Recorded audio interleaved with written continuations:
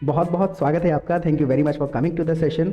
आए हैं तो पूरा देखिएगा, बहुत ही इंपॉर्टेंट सेशन होगा। आज हम इसमें बहुत सारे ऐसे सेंटेंसेस का फॉर्मेशन और स्ट्रक्चर सीखेंगे जिनका ट्रांसलेशन करना ऑलमोस्ट इम्पॉसिबल है। इंग्लिश अगर आप नेचुरली और फास्ट बोलना चाहते हैं तो आपको पता होना ही चाहिए कि पर्टिकुलर सिचुएशन में कौन सा सेंटेंस कैसे बनेगा, कहाँ से स्टार्ट होगा, कहाँ एंड होगा, सिचुएशंस बतानी आनी चाहिए। तो आज हम ऐसे ही कुछ सेंटेंसेस की प्रैक्टिस करेंगे, उनका फॉर्मेशन सीखेंगे। जो भी चीज़ आपको स्क्रीन पे दिखती है, I will be sharing my screen with you.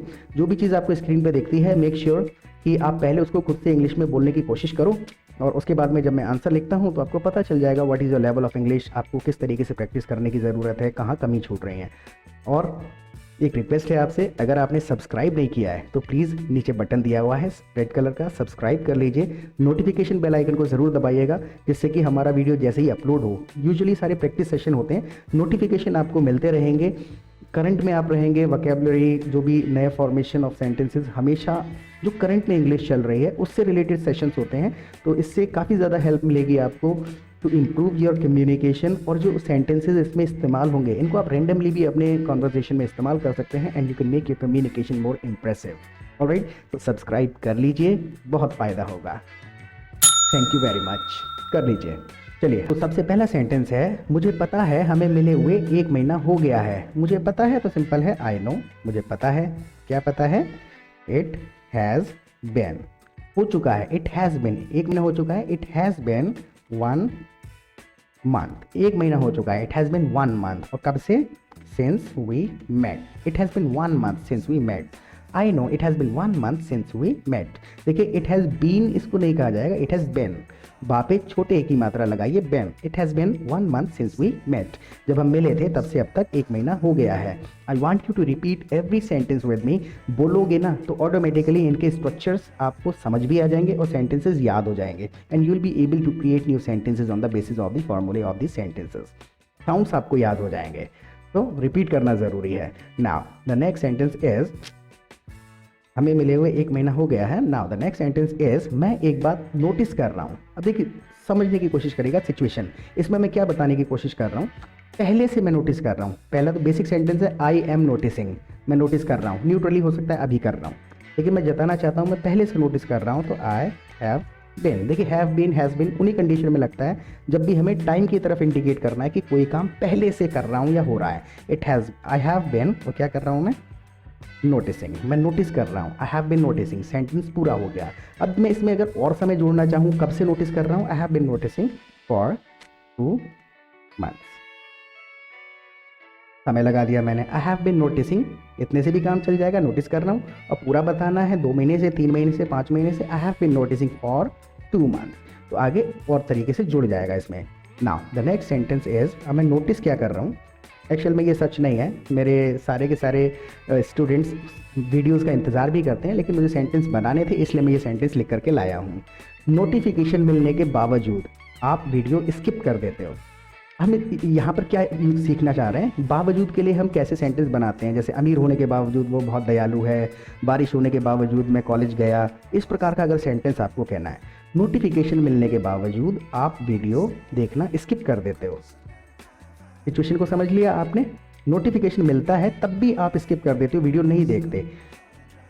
Despite, despite का हम इस्तेमाल करते हैं और सेंटेंस यहीं से स्टार्ट होगा। Despite getting notification, despite getting notification, यानी नोटिफिकेशन मिलने के बावजूद। इस इतने सेंटेंस का मीनिंग हो गया डिस्पाइट गेटिंग नोटिफिकेशन, यानी नोटिफिकेशन मिलने के बावजूद यू स्किप, आप स्किप कर देते हो। क्या करते हो? Skip watching videos. अब देखिए, यहाँ पर you skip to watch videos वगैरह नहीं लगेगा, रिपीट करोगे तो समझ आ जाएगा। आईएनजी ऑटोमेटिकली लगता है, यहाँ पर साउंड याद हो जाएगा। Despite getting notifications you skip watching videos, ING लगेगा। जैसे कि बहुत बूढ़ा होने के बाद भी वो पैसे कमाता है। Despite being so old he earns money. Despite being, ING sound की आदत आपको डालनी है इस सेंटेंस में। जब भी होने के बावजूद है तो आईएनजी लगेगा ही। जैसे कि बहुत अमीर होने के बावजूद वो बहुत दयालु है। Despite being so rich he is very kind. तो नोटिफिकेशन मिलने के बावजूद आप वीडियो स्किप कर देते हो। Despite getting notification you skip watching video, आप वीडियो मिस कर देते हैं। Now the next sentence is, आप हमेशा बाद पे टाल देते हो, आप हमेशा बाद पे टाल देते हो। तो सिंपल है, 2-3 तरीके से इसको कहा जा सकता है। यू ऑलवेज, आप हमेशा, यू ऑलवेज क्या करते हो, पोस्टपोन फॉर लेटर। ये पहला सेंटेंस हुआ हमारे पास, you always postpone for later, बाद के लिए पोस्टपोन कर देते हो। या फिर अगर नेचुरली इसको बोला जाए, अप्रोप्रिएट है, you always put it off for later, you always put it off for later. Put it off कहा जाता है टालने के लिए, you always put it off for later. और क्या चीज पुट इट ऑफ कर देते हैं आप फॉर लेटर? वीडियो देखना कि बाद में देख लेंगे। मैं आपके फायदे की बात कर रहा हूं। इस सेंटेंस को 2-3 तरीके से कहा जा सकता है। I am talking for your profit, मैं तुम्हारे फायदे की बात कर रहा हूँ, तुम्हारे फायदे के लिए बात कर रहा हूँ। Talking for your profit. दूसरा तरीका, I am talking about your profit, I am talking about your profit, ऐसे भी कहा जा सकता है। या फिर तीसरा तरीका है, I am talking in terms of, I am talking in terms of your profit. ये बहुत ज़्यादा फॉर्मल हो जाता है, तो 3 तरीके से कह सकते हैं। देखो, मैं तुम्हारे फायदे की बात कर रहा हूँ, look I am talking for your profit, look I'm talking about your profit, look I'm talking in terms of your profit. All right, so I hope you are repeating every sentence with me. Repeat करना बहुत ज़रूरी है, repeat करोगे तो sentences और इनके structure और sounds याद होंगे। और सब्सक्राइब अगर नहीं किया है तो कर लीजिए। हाँ, एक वीडियो देखने में ज़्यादा समय नहीं लगता है।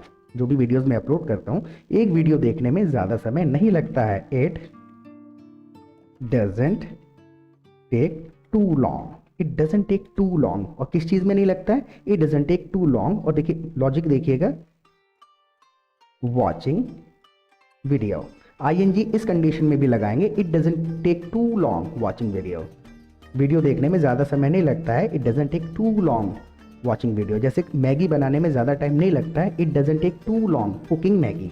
आईएनजी के साथ में सेंटेंस आपका ये वाला भी बनेगा कि किसी काम में कितना समय नहीं लगता है। Now the next sentence is, अगर आप छोड़ के वीडियो देखते हो, अगर आप छोड़ कर वीडियो देखते हो, इफ यू स्किप, अगर आप स्किप करना है, छोड़ देना, छोड़ के कोई काम करना, इफ यू स्किप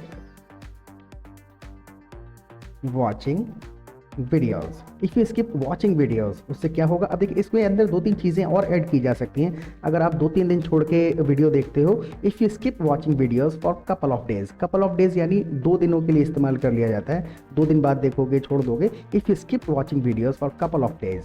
या फिर अगर आपको समय बताना है, if you skip watching videos for too many days, बहुत दिनों तक अगर स्किप कर दोगे वीडियोस को देखना, तो उससे क्या फ़र्क पड़ेगा? If you skip watching videos for too many days, यहाँ पर पूरा कर लेते हैं इसको। If you skip watching videos for too many days, बहुत दिनों तक अगर आप वीडियो नहीं देखोगे, स्किप कर दोगे, तो उससे क्या नेगेटिव इम्पैक्ट होगा? उसका ये नेगेटिव इम्पैक्ट होगा, तो आप पुराने सेंटेंसेस भूलने लगोगे। And this is the truth. English आपको ऑलरेडी आती है, अगर आपको आदत में डालनी है तो उसके लिए आपको कंसिस्टेंट होना पड़ेगा, रोज़ देखना पड़ेगा। कम से कम 1 घंटे सेशन को रिपीटेडली देखोगे तो इंग्लिश याद हो जाएगी। यही एक रामबाण इलाज है। अदरवाइज़ कोई ऐसा फॉर्मूला नहीं है जिसको अप्लाई करके सारी इंग्लिश बनाई जा सके। इंग्लिश बनाई नहीं जा सकती है, याद की जाती है। पूरे ब्रह्मांड के सेंटेंसेस याद नहीं करने हैं। 200-300 सेंटेंसेस का स्ट्रक्चर जिस दिन आपको समझ आ जाएगा, then you will be speaking in English fluently without even thinking of whatever you said.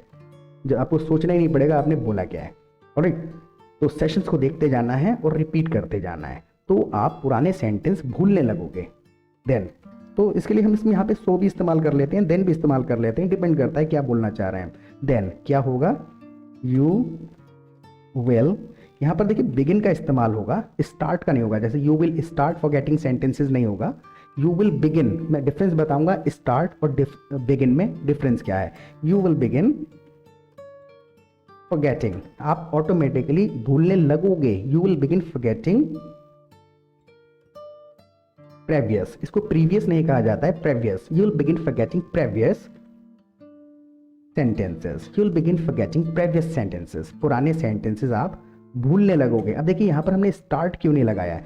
Interchangeably use किया जा सकता है, but if you want to be more fluent, आप अप्रोप्रिएट होना चाहते हैं, तो ऐसी कंडीशन में बिगिन लगता है जहाँ पर कोई काम होने लगेगा।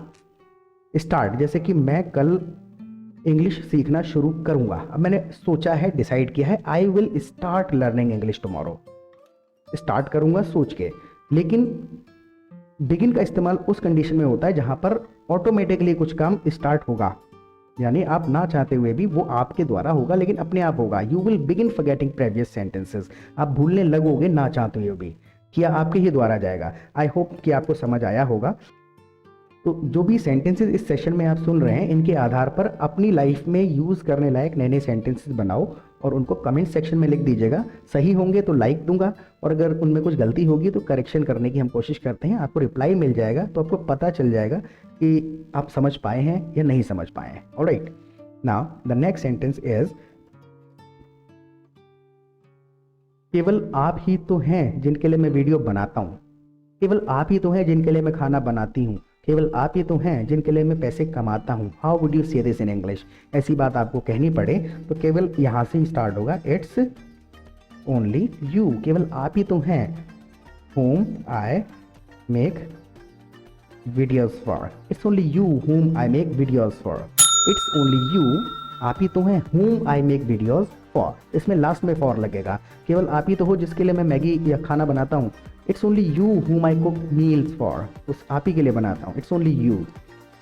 Now the next sentence is, आज एक वादा करो। देखिए लिटरली ट्रांसलेट करेंगे तो डू ए प्रॉमिस नहीं होगा, यहाँ पर मेक होता है। मेक ए प्रॉमिस टुडे, आज एक वादा करो, मेक ए प्रॉमिस टुडे। और क्या वादा करना है आपको? सी इन दी नेक्स्ट सेंटेंस, आप मेरे चैनल पर पूरे 200 घंटे की प्रैक्टिस कंप्लीट करोगे। और यही रामबाण इलाज है, 200 घंटे का टारगेट बना लीजिए। 200 घंटे की इंग्लिश लिसनिंग जिस दिन आपकी कंप्लीट होगी, उससे पहले पहले आप इंग्लिश बोल रहे होंगे। This is my commitment, this is my guarantee.